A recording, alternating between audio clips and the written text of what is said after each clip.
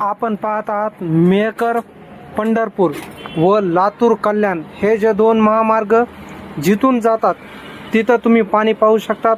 आज जी नाली आहे ते नाली पूर्णपणे ब्लॉक झालेली आहे. त्याचे छोटे छोटे आपोआप पाझर फुटलेले आहेत आणि त्याने लोकांच्या जीवाला धोकाही व्हायलेला आहे. हे तुम्ही पाहू शकतात.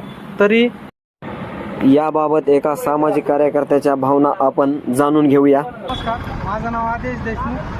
मी एक केज शहरातला रहिवासी आहे. आमच्या केज शहरामध्ये इतकी घाण झालेली व संपूर्ण केज नगर पंचायत जी आहे ती काही सुद्धा करीत नाही आहे. तुम्ही हे बघू शकता जे की मेहकर पंढरपूर हा एक महामार्ग जातो व दुसरा लातूर कल्याण महामार्ग जातो. दोन्ही महामार्ग जातात. तिथं तुम्ही बघू शकता किती नाली झालेली आहे. जर का या ठिकाणी रोडचे सुशोभीकरण झालेले असते किंवा रोडचंही संपूर्ण काम झालेलं असतं तर आई तुळजाभवानी चौक पाडायची गरज नव्हती, पण तरीही पाडला.